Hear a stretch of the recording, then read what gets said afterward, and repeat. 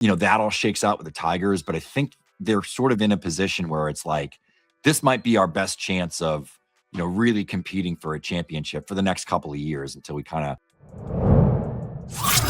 find another ace, find another arm. They got Framber obviously in the mix now. It's a better rotation than it was a year ago. And I think with Kevin McGonigal, it's better infield defense, which was a problem for the Tigers at times last year. And it's the best lineup they've ever had. He steps in, and I think he's their leadoff hitter. He could set the table, get on base at a super high clip. He's not a burner, but he runs well enough. Really good instincts, and can do some damage from the top of the lineup too. So for me, I look at it and I say maybe they do screw with his service time. I don't know, but I think when you see the way he's performing, he's hitting well over 400. He's hitting tanks off of mistakes from established MLB starters. It's hard for me to look at that and say this guy shouldn't break camp. And Skubal's pumping him up, and like he had one of his best days in the field behind Skubal, and I've heard, making the pieces like fit perfectly. The Tigers haven't done a great job of really organizing this roster. They do just seem to have endless bat first, second baseman guys who just fit better at DH. I think maybe you DFA Jahmai Jones, maybe you option Vierling, if Parker Meadows has kind of sucked at times recently, like maybe you even option him. I think because of the center field defense, they won't do that. I had a conversation about this actually with Meadows. My guess is it would be Vierling, because even Jahmai Jones kind of wasn't bad as a bench bat. And hits lefties really well, if I remember correctly. So is a useful piece, where I feel like Vierling is a little bit redundant, especially now that Javi Baez is infield outfielder. Javi Baez, who, can't go to the World Baseball Classic. I think, and now who knows, McGonigal just, hitting that bomb last night. You and me talking him up, he's been going in the sort of 280 range over the last 10 Rotowire online championships. So almost double the ADP of Carter Griffin. Do you have a preference? If you're, let's just say McGonigal, let's say he starts going around pick 250 and Griffin's going around pick 130. Does one of those sound better to you? Yeah, the McGonigal price tag would sound better. Better lineup. The park is probably neutral, but I think I would probably lean McGonigal at the lower price tag.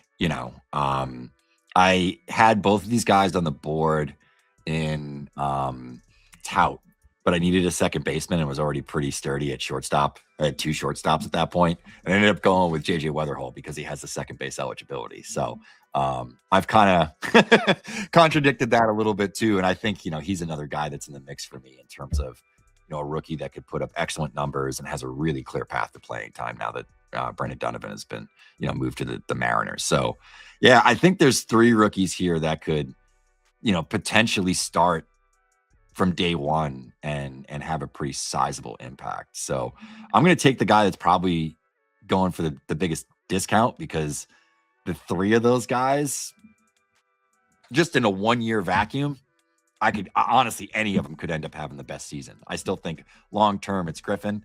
Some of that comes down to, how the plate skills translate. They were good last year. They improved.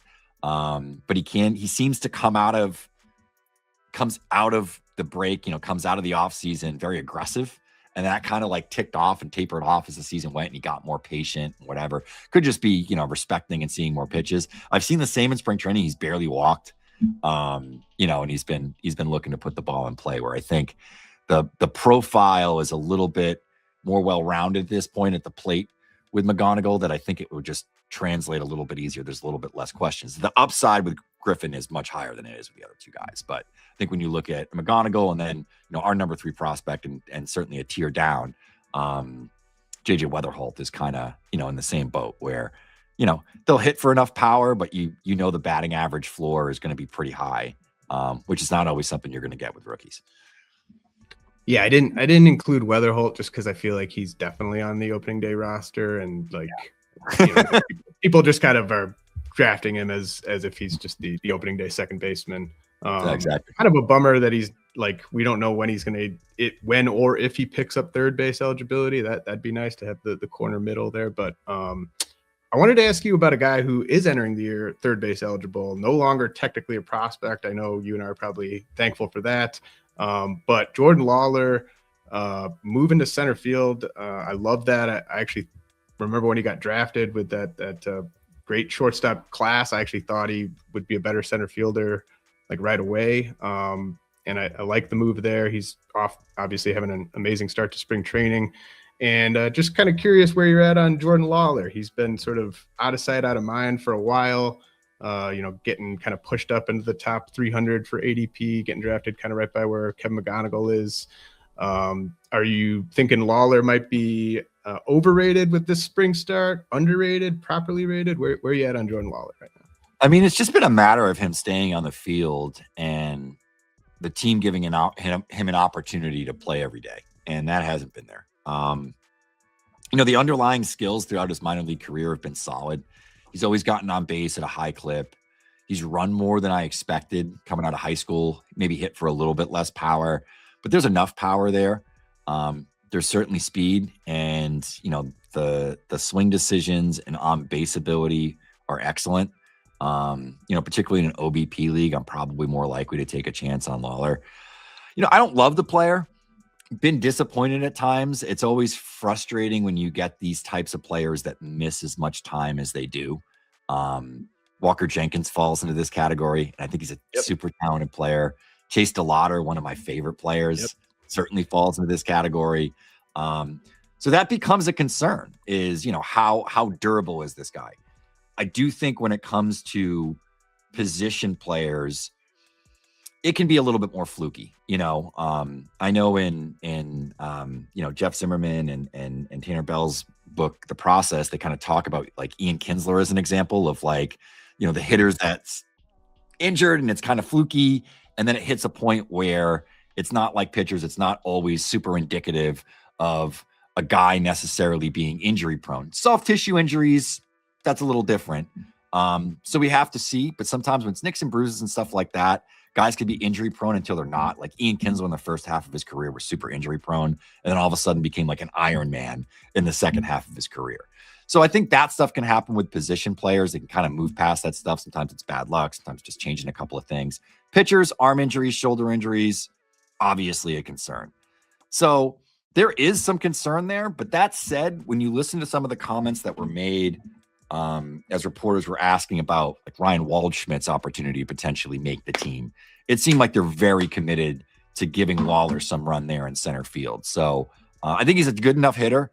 If there's an opportunity for him to play every day, it's a pretty good lineup. They didn't move away Marte. Still a lot of good bats there. Carroll will come back fully healthy at some point. So I think there's opportunity there for him to kind of break out a little bit. And, the ADP is reasonable. I think it's at a point where like he could maybe outproduce that too. It wouldn't be totally shocking, but I do think there's concerns here, but more so than in previous years, there seems to be some actual smoke there around him getting consistent playing time, and the team seems to be committed to him in center field.